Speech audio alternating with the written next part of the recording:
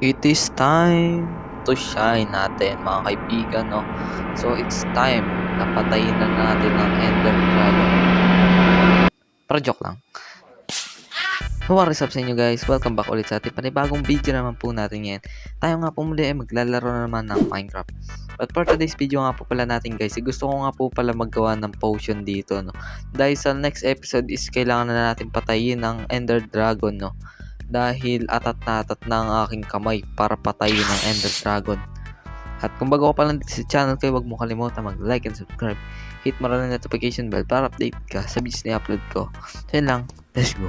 So nung nakaraang episode ay naglagay nga pala ako ng dalawang villager dito. Pero syempre hindi natin dyan ilalagay o papatirahin, no.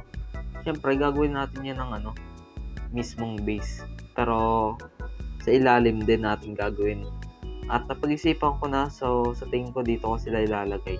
Hukay ako dito ng malaking hukay tapos doon ko sila lalagay. So I think hindi lang dalawa yung dadalhin ko, kasi kung makikita nyo dito wala pang baby pero naglagay na ako dyan ng patatas para sa kanilang dalawa. So I think na mali yata ng ginawa ko, pero maglalagay pa ako ng villager. At for now gagawa muna tayo ng base sa kanila. Diyan muna yung mga yan. Napag-isip-isipan ko nga, tulad ng sinabi ko kanina, na dito ko lalagay. So mga kailangan natin is pickaxe and shovel. Kasi malaki-laki yata yung hukayin ko pababa. Pero I think di naman siya ganun kalakihan. So yan, may iron shovel pa ako. At let's go. Ay dito ko na palalagay para ilalim na agad.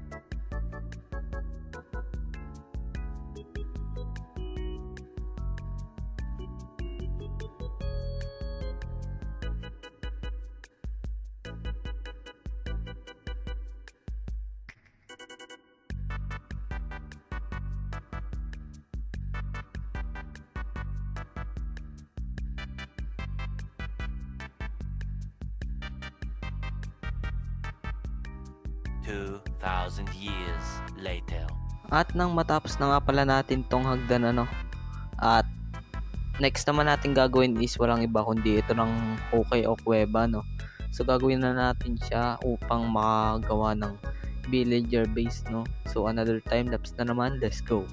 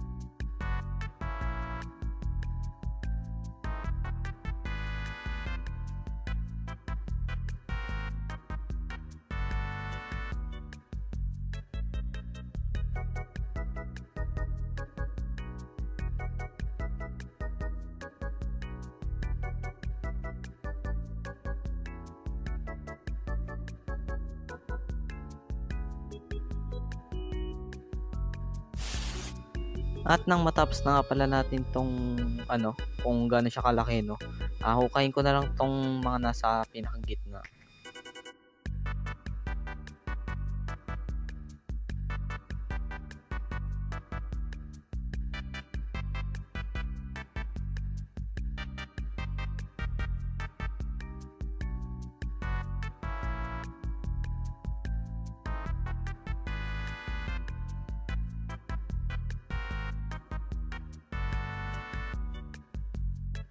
And kailangan ko din ng maraming lag at ako'y naglalag na umay. Pero ayos lang yan.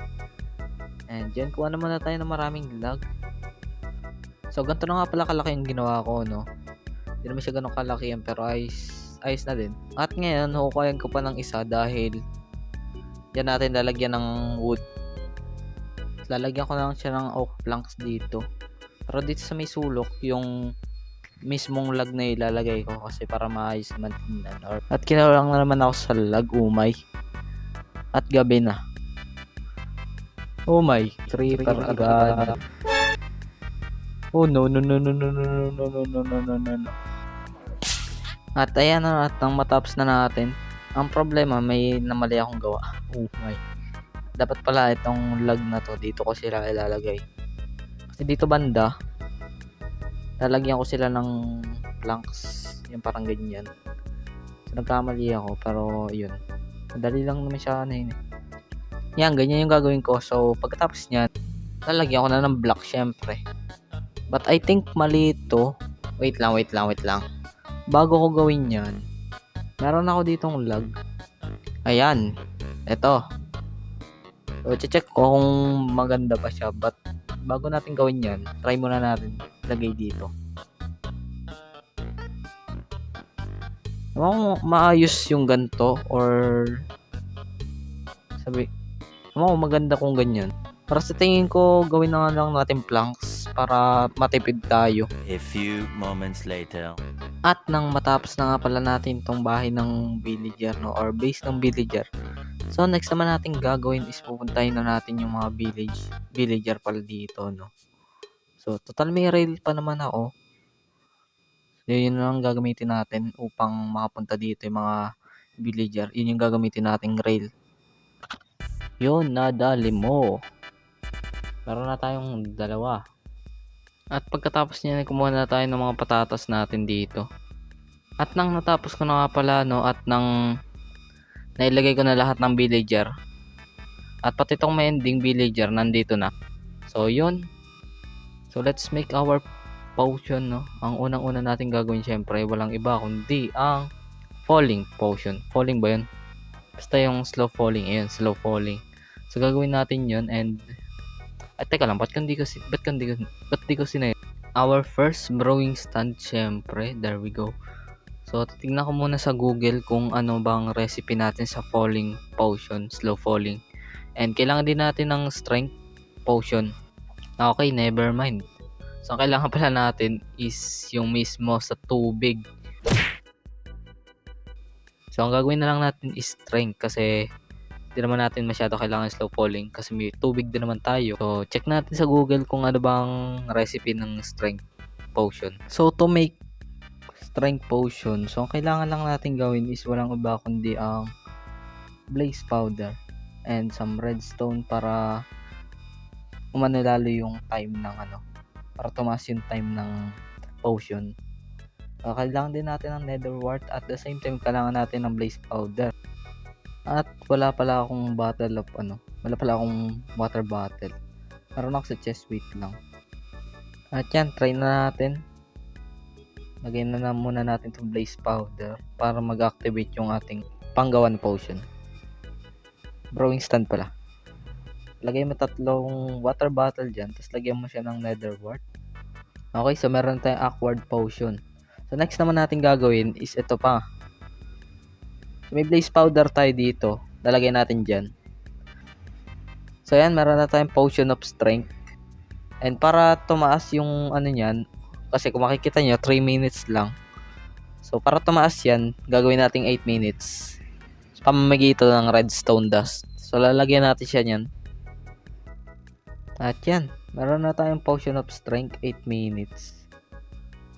So, magagamit na natin to. Actually, pwede na tong 3 potion of strength. Sakto na to para mapatay ender dragon Pero syempre, itong mga water bottle natin, hindi puro strength potion yan. Nagawa pa tayo ng ibang potion. No? So, yun lang ang video sa araw na ito. Sana naman po ay na-enjoy nyo. At kung na-enjoy nyo, please pakiclick lang ang like and subscribe. Hit nyo na rin notification bell para updated ka sa videos na i-upload ko. So, yun lang. Bye-bye!